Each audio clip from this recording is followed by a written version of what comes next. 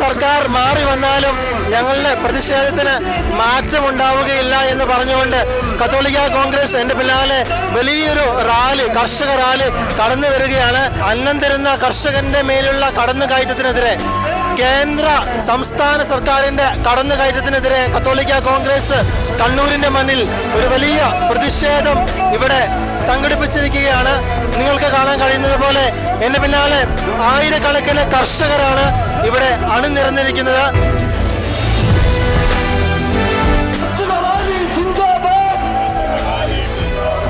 സർക്കാർ അതിന് നിയമ നടപടി എടുക്കുന്നുമില്ല. സർക്കാർ ഭരിക്കുക എന്ന് പറഞ്ഞു കഴിഞ്ഞാൽ അവരുടെ സുഖലോലുപതയ്ക്ക് വേണ്ടി മാത്രം ഭരിക്കുന്ന ഒരു സർക്കാർ. ഉദ്യോഗസ്ഥരെ നിലയ്ക്ക് നിർത്താൻ ഒരു കമ്മീഷനും ആവശ്യമില്ല. അതിനുവേണ്ടി ആരും കൂലങ്കഷമായി പരിശോധന നടത്തേണ്ടതില്ല.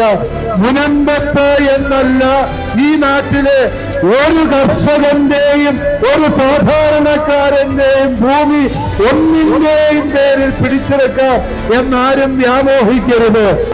നിങ്ങള് ഈ അടുത്ത കാലത്ത് നടന്ന ഉപതെരഞ്ഞെടുപ്പിലേക്കൊന്ന് കണ്ണോടിച്ചു നോക്കിക്കേ. എന്തുകൊണ്ടാണ് വയനാട് വെറും 65% ആളുകൾ മാത്രം വോട്ട് ചെയ്തത്?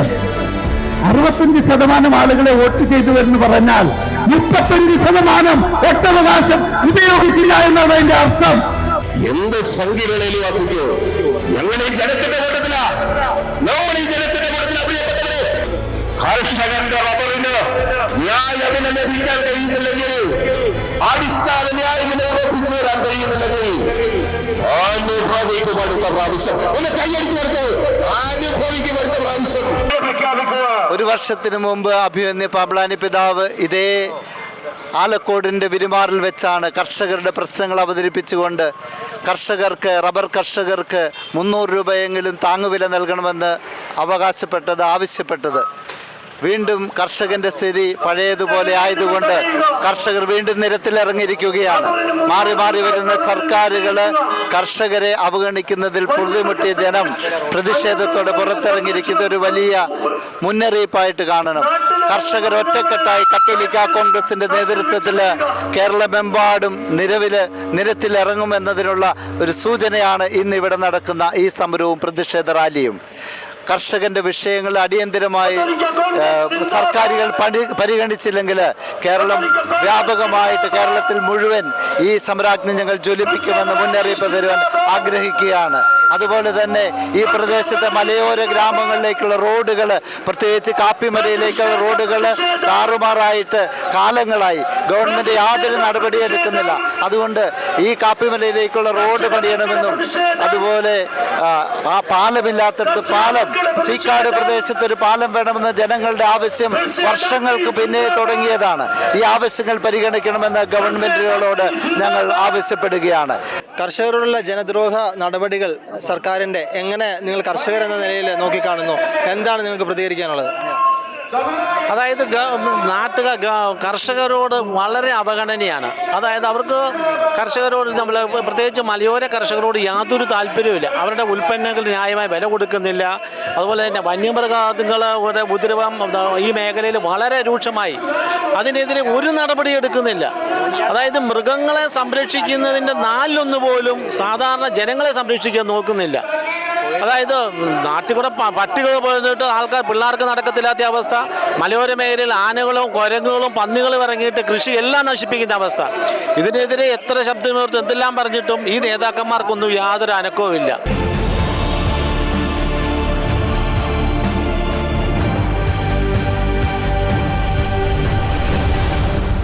ഉദ്യോഗസ്ഥരെ നിലയ്ക്ക് നിർത്താൻ ഒരു കമ്മീഷനും ആവശ്യമില്ല. അതിനുവേണ്ടി ആരും കൂലങ്കഷമായി പരിശോധന നടത്തേണ്ടതില്ല.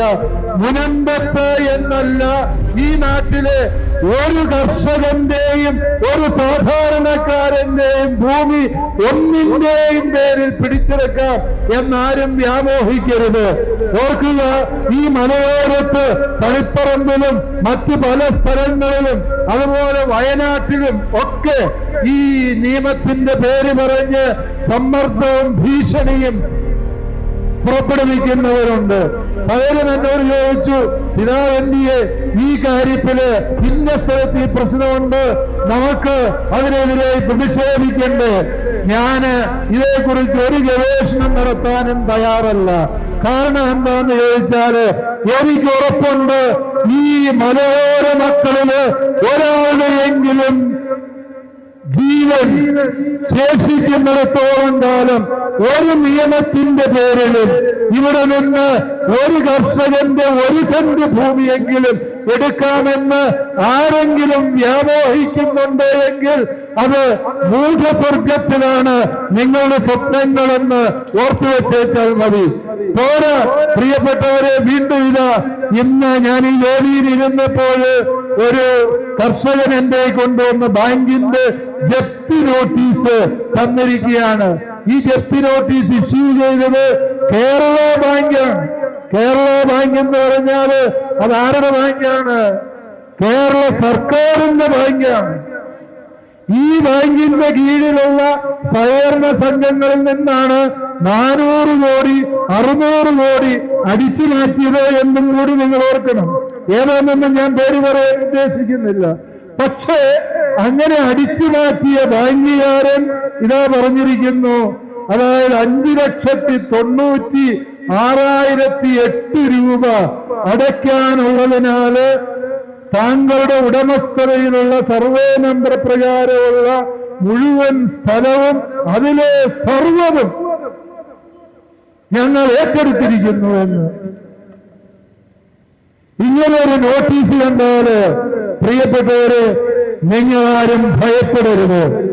കാരണം അങ്ങനെ നമ്മുടെ സർവ്വതും അങ്ങ് എടുക്കൊണ്ടു പോയാൽ ഇവിടെ നമ്മൾ ആരുടെയും അടിമകളൊന്നുമല്ല.